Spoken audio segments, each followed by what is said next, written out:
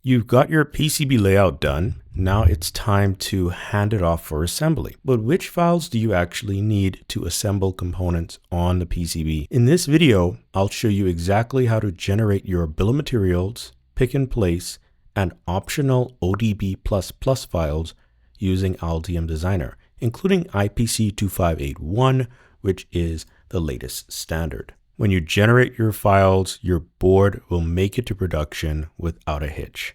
Shoutouts to Altium for sponsoring this video. If you would like a discount on Altium, then click the link in the description below. You want to go to your project in Altium, right click, add new to project, then create an out job file or an output job file. Then what you want to do is right click, save, go ahead and save that and call it assembly. We'll call it assembly 1 because I already have some output job files. Put it inside your project folder and click save. Now, this file can be anything you want to put in here. We're just naming it assembly to distinguish what we want. And it's real simple. You can navigate this list and you could choose like a netlist output. But first I'm going to go straight to my assembly outputs. Click on add new assembly output. This will give you some options. Choose the assembly drawings and choose the printed circuit board that's relevant for your assembly files you want to generate. Mine is the Kame_FMU and my assembly drawings. Now, assembly drawings are going to be put out into a PDF. Okay, so on the right, you have output containers where you can choose what type of container, whether it be a file folder or a PDF, you store your files. Here, we're going to choose PDF and then select this, and notice how that ties the assembly drawings to that PDF. But what about the settings? How is this going to look? Double click on the assembly drawings.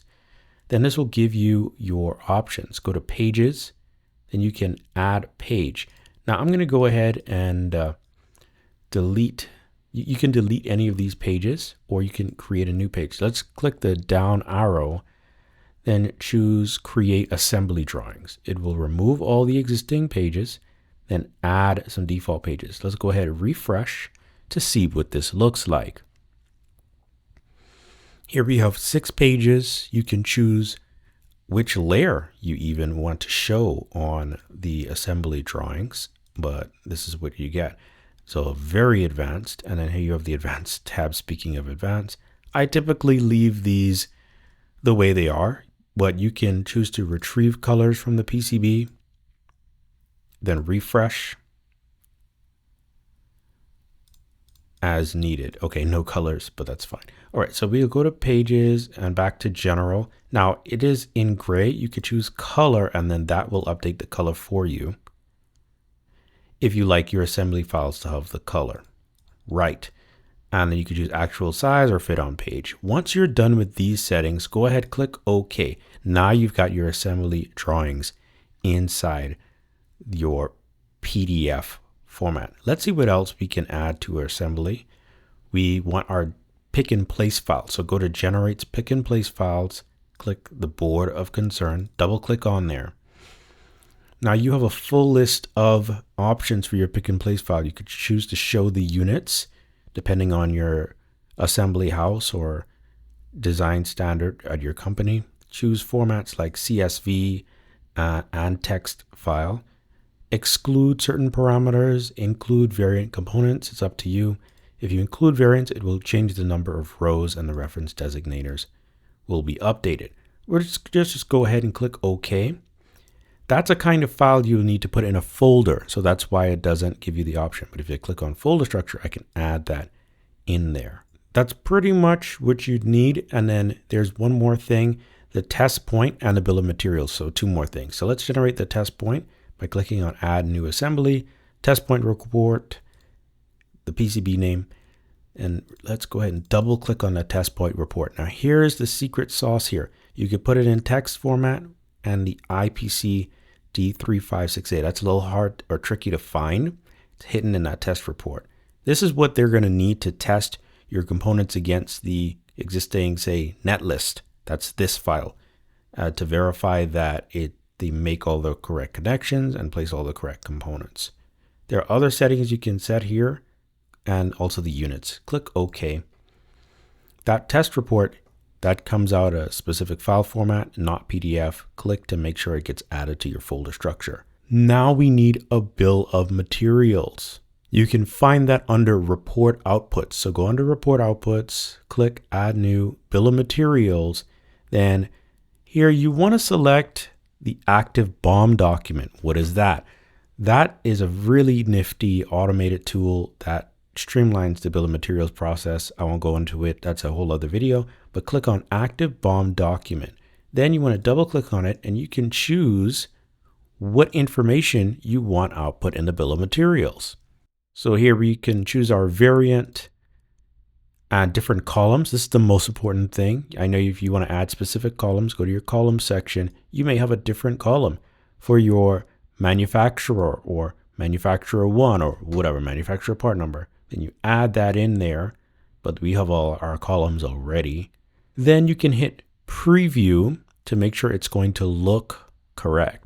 Now I already have my bill of materials ready. This is the preview. And this gets pulled up in Excel. You can also export the bill of materials while you're in here, but let's go ahead, click OK and choose to add that bill of materials as a file in our folder structure.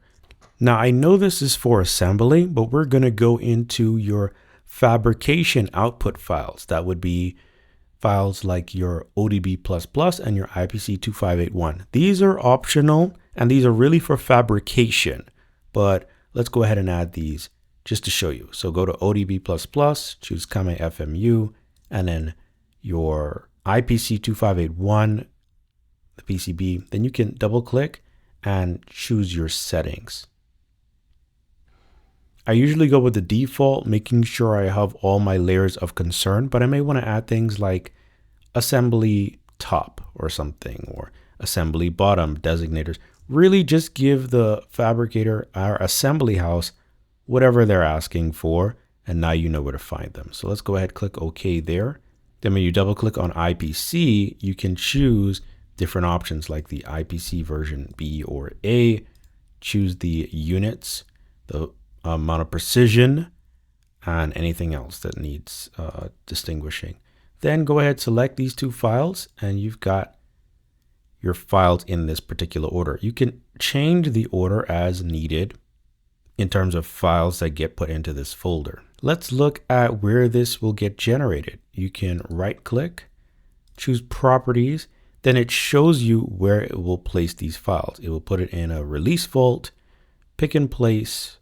These are your pick place files, test point files, bill of materials, ODB folder, your IPC folder as well. So it's a very nice, clean output. Then for the assembly drawings, that gets put into the PDF. Where does this get generated? You can right click, select properties, and it just gets put as assembly PDF in this release vault folder. If you want, you can add some settings like make changes to these so that you can put it in specific subfolders and whatnot. I'm going to leave it as is and we'll see what happens. So let's go ahead and generate content.